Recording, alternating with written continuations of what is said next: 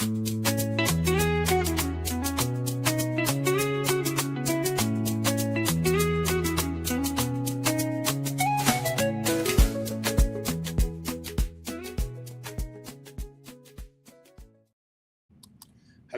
and welcome to Different Perspectives. I'm Paul Ignatius in Washington.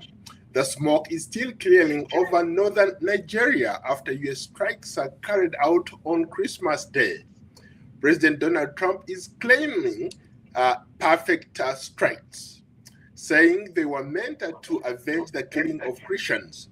But Nigerian government is striking a careful tone, describing the operation as a standard counterterrorism operation. Without the United States, with the United States. So there is the question.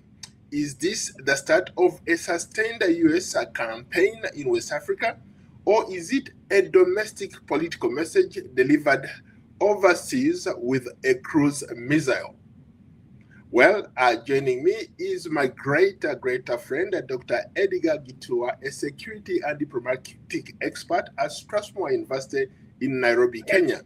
He will help to unpack the fallout of what many are calling the Christmas bombs. Mr. Githua, welcome to Different Perspectives. Thank you, Paul, for having me. Always a pleasure. Thank you. It's always good to see you, and happy holidays to you. How was your Christmas? Christmas was good, quiet, laid back, but we are happy and looking forward to the new year, and hopefully hoping for a great year ahead. Thank you. So let's start off with at least maybe getting some deep analysis of what's going on. Reports suggest that the strike hit this new group we've never heard of, but it's part of ISIS.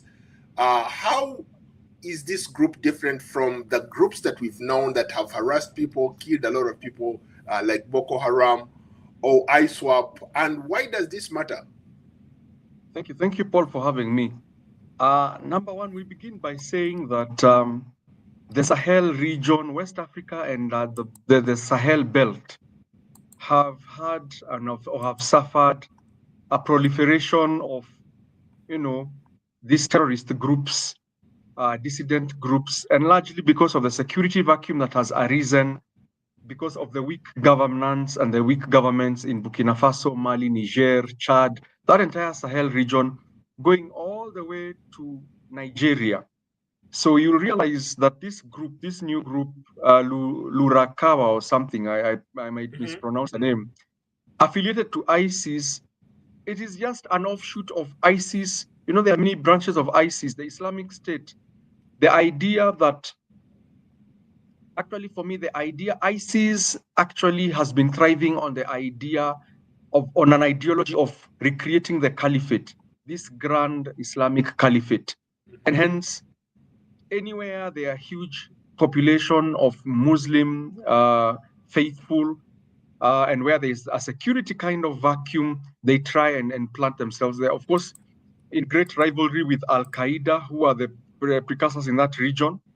So this new group was probably just an offshoot of, is an offshoot of ISIS operating within that greater Sahel region and finding the weak security architecture on the borders of Nigeria, Niger, Burkina Faso, Mali, to operate the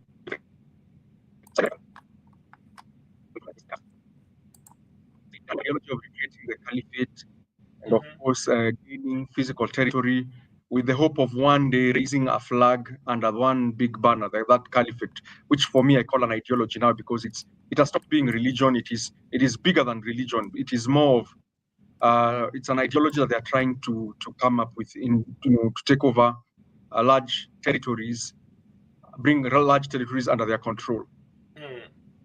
But how about when it comes to, for example, the messaging? Washington has characterized it as they're trying to protect Christians. Yes, there's been that those killings targeting Christians in a religiously divided country. Does that rhetoric risk worsening this sectarian tension? Yeah, thank you, and I like the way you have put it.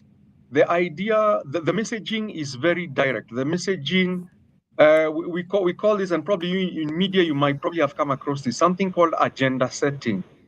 Whenever governments out there, local governments, any government anywhere, constituted anywhere, whenever it wants to embark and execute a particular agenda, they first have to frame. So they have to frame issues in a particular way. They have to be framed in a particular way, and what we call agenda setting. It's part of statecraft. It's part of statecraft, and especially statecraft. So in this sense, granted, it is true, a lot of Christians were dying in this region. There have been Boko Haram began this some years ago, and somehow the government of Nigeria appeared to have tried to deal with that issue. But then now, increasingly, these attacks have become more imminent and more prominent. And I think that is where this is what now caught the attention of Washington. The fact that largely granted, the terrorists are affecting both the Christians and the Muslims within that Sokoto region, within that northern part of Nigeria.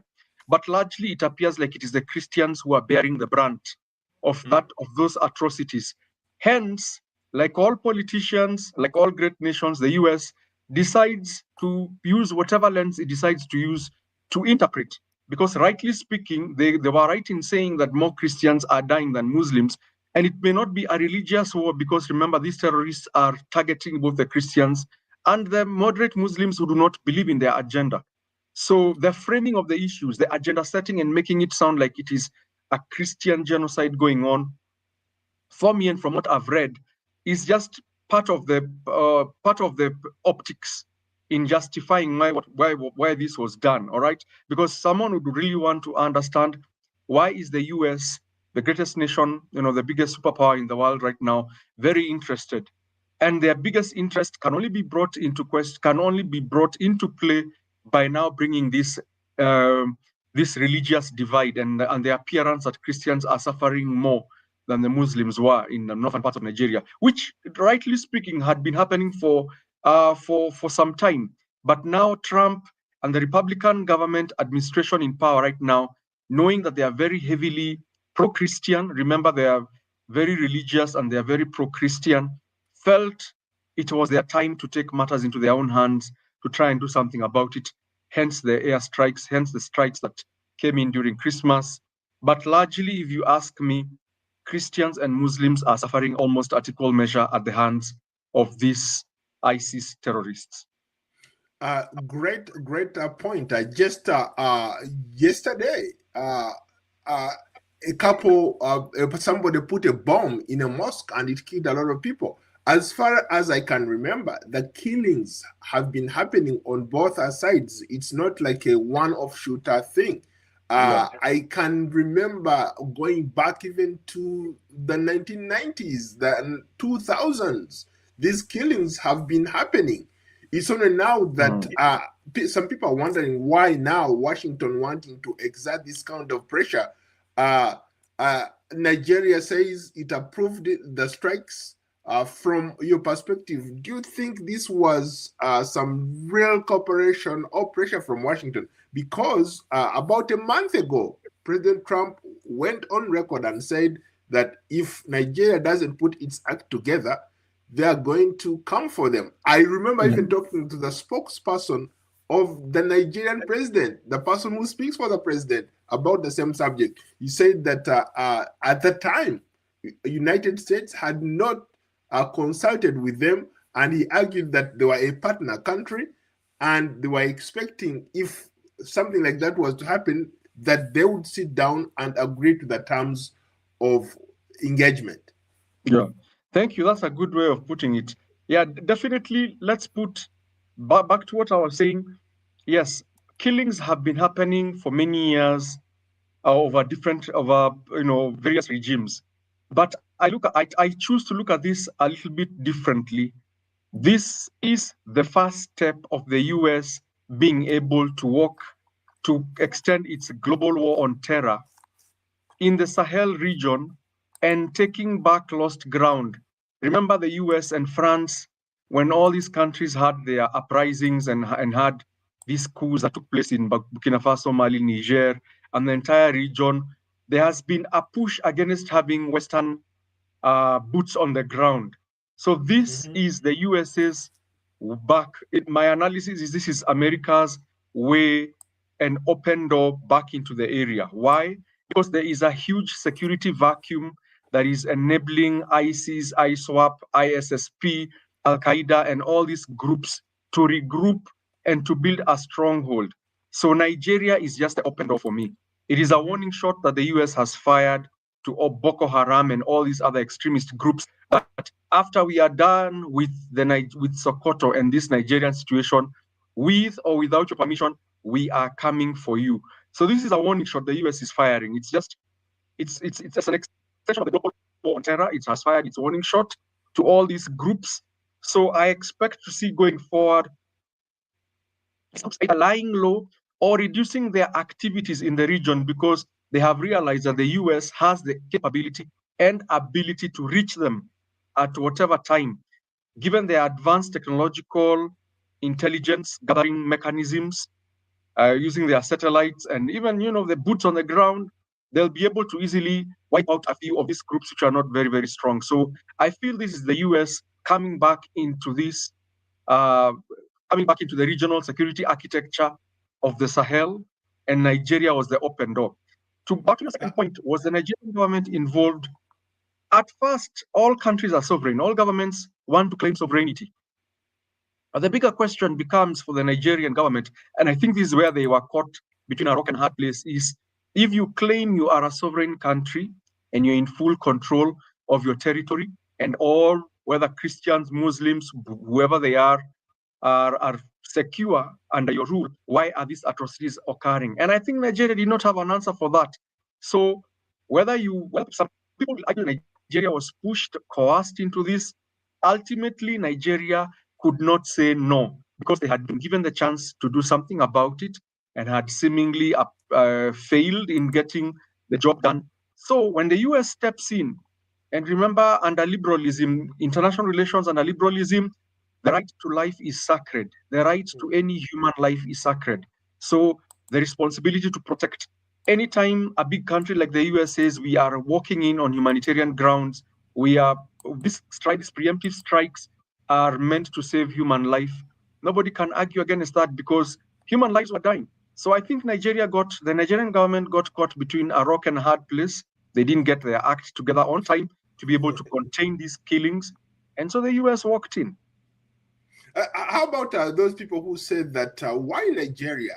There's been these ISIS terrorists all over that region, especially in the Sahel region. You have a lot of those guys roaming around killing people from Nigeria to Burkina Faso to Mali, all those places that are currently occupied by quote unquote the coup leaders, right, have had issues with ISIS. But for Nigeria, somehow the US is saying, in terms of effectiveness, they're saying that there were multiple casualties who were killed or who died. The locals are saying there's no evidence yet. How do we verify such information to make sure that these hits were a success? Going back to your point, that it sends a very, very strong message to some of these groups in the region that are roaming around and killing a lot of people. Thank you. You've asked a very nice question. And I like your question because veracity, how do you verify that they were effective? One of the considerations, I've read a lot about the kill capture mission, the US's hunt for Osama bin Laden. And I've read a number of books that say some of the considerations that were given on why SEAL Team 6 DevGru was sent in as opposed to a Tomahawk missile was because the US wanted to make sure they could get the DNA and confirm they have actually gotten Osama bin Laden. They needed that definitive proof. Now, Tomahawk missiles by nature are weapons that will not allow you to go and verify who and who has been killed. But when they say there were multiple casualties, I believe very easily if this mission, and I believe it was done with the cooperation of the Nigerian government, it means there were some certain elements of US military command structure on the ground who helped to maybe verify, identify the targets. And when those missiles came in and hit those either training camps or mini headquarters or wherever these terrorists were based, I have a feeling they would not be talking so confidently if they were not sure that they were actually at the point of impact that some of these terrorist leaders and their followers and soldiers were killed. So it's very possible that we may never get the proof that we are looking for, and we may never be able to verify that, or the Nigerian government could even seclude and condone off that area, and and make reporters and civilians never really going to find out who died and who did not die. But granted, when the American government says it was effective and the Nigerian government concurs, it would mean that to an extent, maybe that joint operation really did, really did. They got the people who they were looking for. Maybe they had a particular list. I'm just guessing. Maybe they had, and sometimes for some of these organizations, it doesn't even mean wiping out the entire organization, which is not very easy. But wiping out key leaders, the engine, the brains, the philosophers, the power behind the organization, maybe those are the actual targets. And if we say in English, cut the head of the snake. If you cut the head of the snake, the rest of the body, which is intact, remains ineffective. Maybe this was a surgical strike to just remove the key leaders of these groups. So in coming days, I'm sure using news outlets and intelligence leakages, we are going to find out more and more about what happened. But I believe when they said that they were effective, and if these strikes were done in conjunction with the Nigerian government, then I think these were surgical strikes to try, in my view, to remove the leadership of these groups. And probably, I suspect these were successful. Yeah, I wanted to circle back at the point that you made earlier about selective intervention. I was just thinking about how many mosques have been bombed. When you look at the map of northern Nigeria, or if you have had like the privilege of going to northern Nigeria, that place is predominantly a Muslim. You could argue that it's almost like a different country, northern Nigeria, because there are more Muslims there than there are Christians, right? Yeah, now, correct. And over the years, this, I guess I should call them systematic killings, have been happening. But why? I think maybe I want you to go back to that point, especially why focus on this Christian narrative? Is it because maybe these Christians are connected to some of the evangelicals here, the one pushing the narrative, or it's something else? Could it be that the United States is, has been on the campaign for looking for critical minerals and maybe oil? Could it be that the United States is intervening because they want some of these things rather than also, and they're using the Christian-focused narrative as a way to get in? Thank you. That's a very nice question, and I like your speculation. I like the way you're putting it, and trust me, you will get people who will agree with you 100%. I choose to also add to that bandwagon of conspiracy theories something that was written by a philosopher called Samuel P. Huntington. He wrote a book called The Clash of Civilizations. And what some of the things he was arguing, some of the things that were being argued is that in later times, which let's call this the period we're living in, these later times, wars are going to be fought on cultural identity issues. And some of the things he talked about would be the clash between the Christianity and Islam as religions. All right. So in my view, so going back to your narrative, it is not that nobody has realized that, it's not that the world is waking up or the US is waking up and discovering that northern Nigeria is predominantly Muslim. I think my feeling is that previous regimes probably gave Nigeria the benefit of the doubt, gave the successive Nigerian governments the leeway to contain what they felt was an internal issue. Because Boko Haram was mainly within Nigeria, and the Nigerian government was said to be on top of things. Of course, Boko Haram, came into fame when they kidnapped the 200 girls some years back. So Yeah. that's when they sprang to notoriety at that time. But I think successive American regimes have probably given Nigeria the leeway to deal with that issue on their own terms, in their own way, and Nigeria appeared to be containing it. It's just that now, with the advent of ISIS and Al-Qaeda spreading so much within the Sahel, the Coup Belt and the Sahel region, going all the way up to Chad, I think the US realized that Africa is going to be the next contested area where these groups are going to get grounding and spring from and cause a lot of issues. And I'm just thinking, going back to your issue about minerals, let's think about it this way. Nigeria is one of the largest producers of oil in Africa, if not the largest. All right.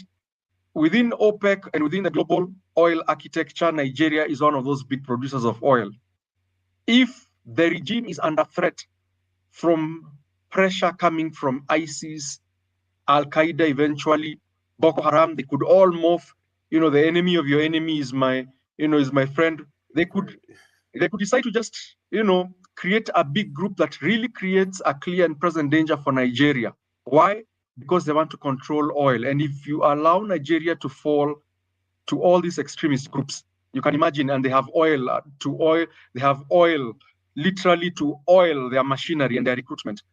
So strategic thinking, long-term strategic thinking, you try and nip it at the bud. You try and do what you need to do to stop them from growing and creating and building a presence.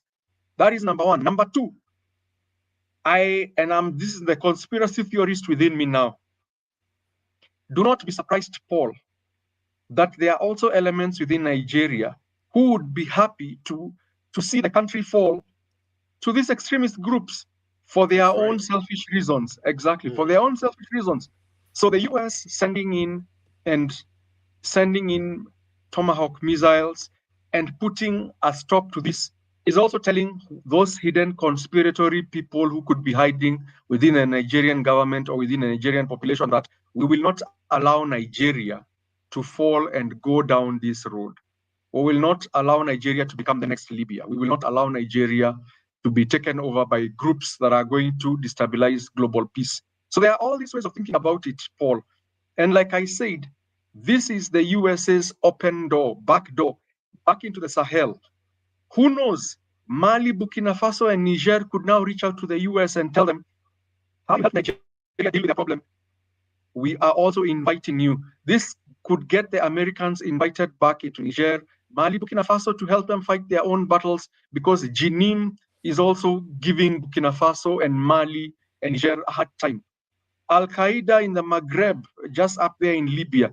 These are groups that are really destabilizing the entire region. So this, in my view, is a way of America advertising its ability and willingness to step in to help any of these governments, if they're willing to cooperate with the US, to come and deal with the security issue in this global war on terror. So from me, I'm analyzing it from various angles. It is a way of the US getting back into the region. It is a way of preventing Nigeria from falling and going down into these terrorist hands. And it's just a way of trying to, stop the spread of these groups from the region. If you are just joining us, we are streaming live across all social media platforms. And our topic today is US missiles hit Sokoto as Trump vows a protection for Christians. We want to hear from you. Share your thoughts and comments in the comment section below and tell us what you think about the US strikes in Nigeria. My guest is Dr. Edgar Githua, a security and diplomatic expert at Strathmore University, based in Nairobi, Kenya. And in case you don't know anything about Dr. Githua, he's one of the best, perhaps the best security analyst that is on the continent. So check him out, check his work. He's a great analyst. Going back to the point that we also talked about, the military escalation, Edgar, I like this term Tomahawk missiles, right? Why not use the drones? Everybody is now used to these drones, how these drones can fish you out of the hole, Why use these very powerful missiles when they have this advanced technology that can literally, like track these people wherever they are and, like targeted assassinations? They've done that before. Why use these very powerful missiles? I think, thanks for your question. And I think from a military strategic perspective, it is to send a message. You want to send a big and very loud message that here are our cruise missiles. You can imagine being launched all the way from the Atlantic, and they can come and literally get to where you are. So I think it is the fear factor, the scare factor, the wow factor, to just, come large and in charge and tell them, here we are and we can get you. Of course, the Tomahawk missile, the biggest disadvantage of it, I'm not a military man, but I research a lot about these weapons, is the fear of collateral damage. The surgical strike, like you're talking about, the beauty about the drone strike is probably less collateral damage. But I am sure if the Nigerian government was involved in this, probably they did this knowing that there would be very minimal collateral damage and they would be able to get the people they were looking for. So it was a statement to the region. It was a statement to Al-Qaeda in the Maghreb, to ISSP, to ISIS in the Western State province. It was a message to all these groups: we are coming, we are watching, and we can come. And like I said, it was also an advertisement to Burkina Faso, Mali, and Niger, who are struggling, and Chad, who have been struggling with their own issues on their own soil, that we are ready and willing to help. Remember, Paul, the Wagner Group from Russia has also promised aid, military aid and help in dealing with these groups, but with very mixed results. So everybody knows the Wagner Group has been around there. Now they renamed themselves, they call the African Corps. They've been in that region, but what do they have to show for all the time they've been on the ground? We've not heard of losses on the side of the terrorists. We've not heard what they've done. And probably they've been successful, but maybe not well documented. But when a Tomahawk missile lands, everybody takes notice. Everybody thinks something has happened. So it is going large. It is large and in charge. Be loud. Send your message clearly to everybody. We are here. We can make the difference. And just that wow factor. The Americans have done it. And I've been looking at some of the comments from Nigerians. Of course, it's a mixed bag, but a good majority are happy that finally something has been done about it. So to an extent, you could say the global optics for the US, it has scored big in terms of global optics on its global war on terror, trying to show that we are large and we are in charge and we can stand up to be counted when you really need us. Mm-hmm. To your point, there's been a lot of talk about that Russian group, formerly the Wagner Group. Now, is it Africa Corps, right? Africa Corps, yes. Yes, they are on the ground. They are in the region. All these countries that have been undergoing sort of a political change have run out to Russia to seek help. But like you said, we have not seen much on the ground. A couple years ago, maybe about 3 years ago, United States had one of the biggest bases in Niger. But with the regime change in Niger, they were forced out. So is France. These people in the Sahel, in the Maghreb, in that entire corridor are struggling with these terrorists who have caused havoc. They're constantly killing people. They're constantly harassing people for money because they have to sustain their movements, right? Yeah. So the question is now, looking at it from that regional strategy, does this signal a shift towards the overall horizon that the United States can strike, even in some of those countries where they've said United States is not welcome, especially in the Sahel region? Yeah, thanks. That's a very good question. Ideally, and I use the word ideally, all military strikes against these groups should be done with the cooperation of the host government. But then remember, we're in a gray area here, Paul.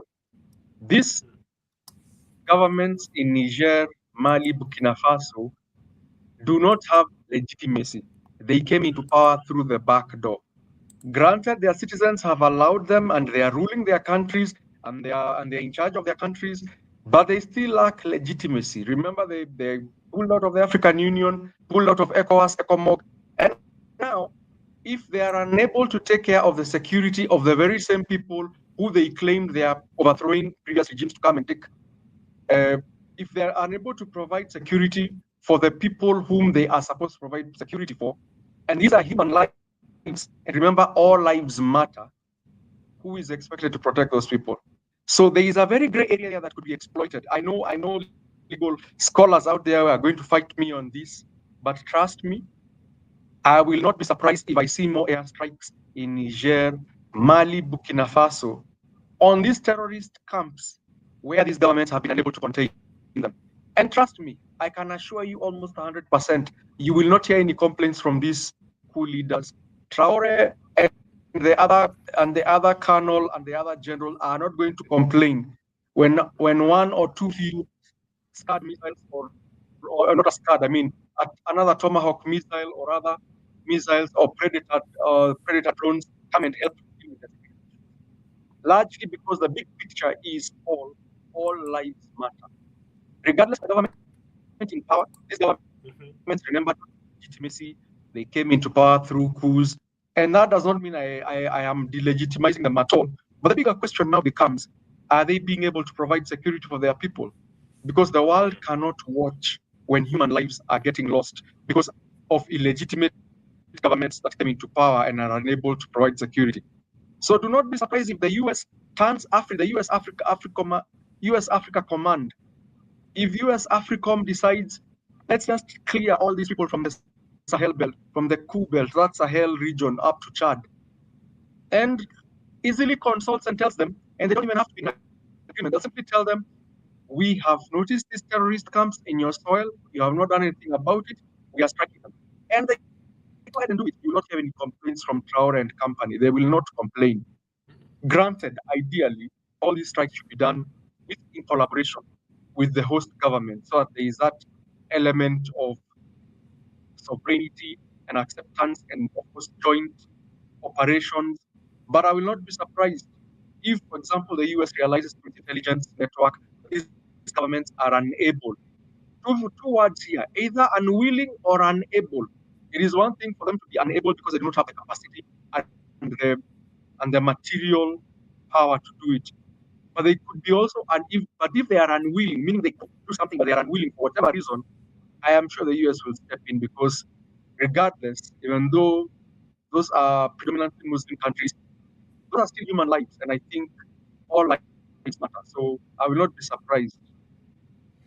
Ideally, do you think that no matter what kind of pressure that they assert or exert on these groups, do you think that it's possible to root them out? Because we are talking of an ideology here. We are not talking of like a political party or people in opposition, people who show up and they campaign on this platform and try to, sell their ideas. No.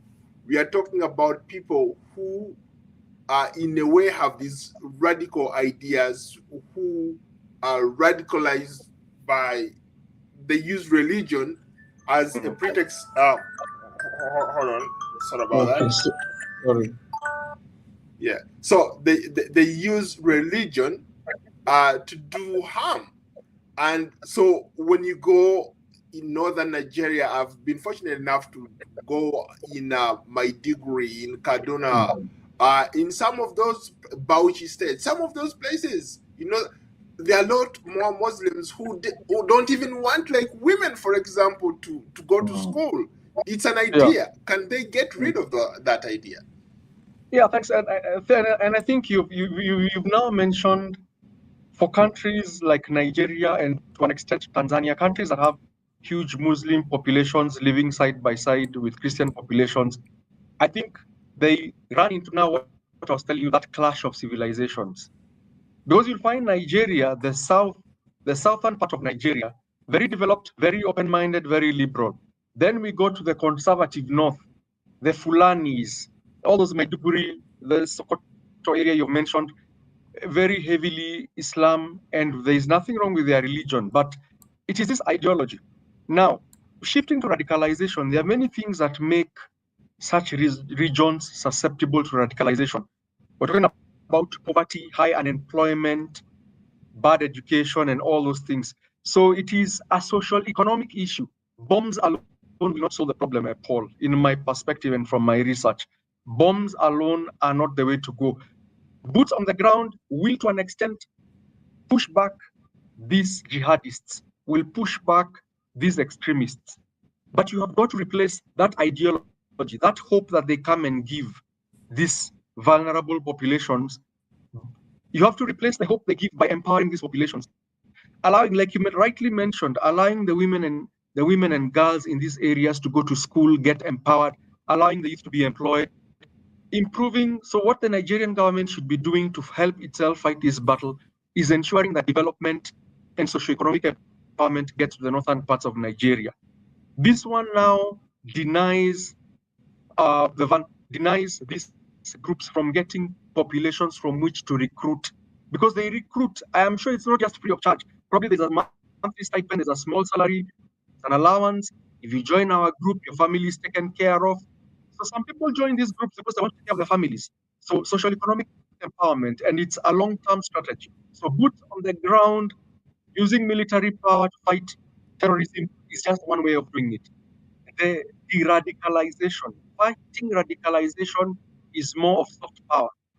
It's more of now empowering the communities, education, raising awareness, and making them be able, empowering the populations to be able to say no on their on their own behalf, telling these people when they come around recruiting, we do not buy your ideology. This is not what Islam teaches. Because if you talk to the average Muslim, they'll tell you these people practice another brand of Islam. It's not what the other normal liberal Muslims practice. So this is just someone who is weaponizing religion. These are groups that are weaponizing religion for their own selfish gain because of the minerals they want to control. If you look at the entire region where this Boko Haram, Jinim, Al-Qaeda in Maghreb, all these groups have come up. These are regions that are rich in minerals, which tells you it is not just about ideology, it's not just about religion. There's also the desire to control this mineral wealth. And so just empower your populations to be able to say no. And then you're going to deny and starve these groups of members from whom you can recruit and all that. That's just my view about it, Paul. I know you have to run very briefly.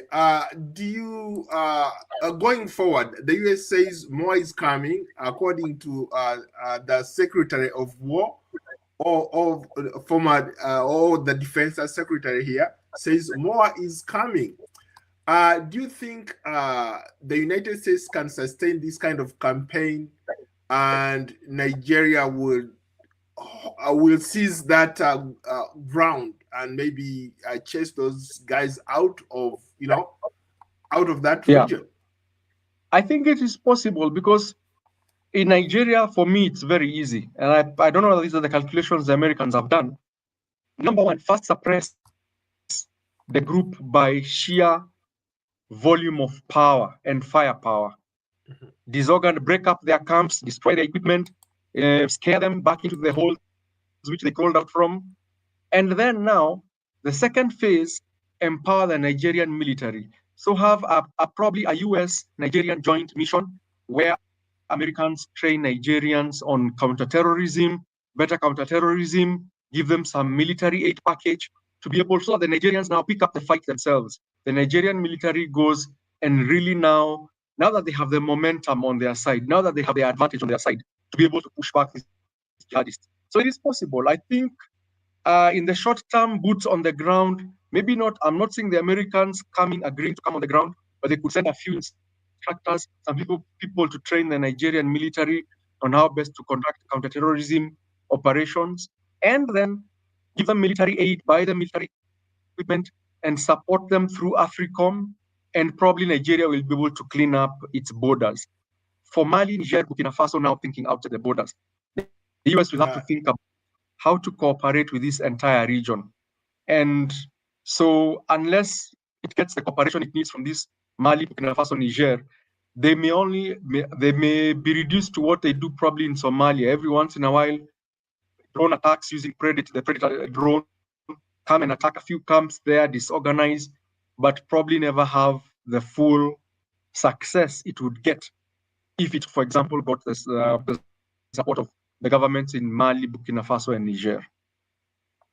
Well, Edgar, it's been an absolute pleasure to talk to you today. Thank you so much. Thank you for having me. Always a pleasure, Paul. Thank you so much. Dr. Edgar Githua is a security and diplomatic expert at Strathmore University in Nairobi, Kenya, and he's one of the best security analysts in the region. And of course, don't forget to like, follow, and subscribe to me, Paul Ndiho, on Substack, X, Instagram, Facebook, Threads, LinkedIn, YouTube, and Spotify. We'll see you on another edition or episode of Different Perspectives. For now, so long from Washington. Edgar, stick around for a minute. Thank you so much. Thank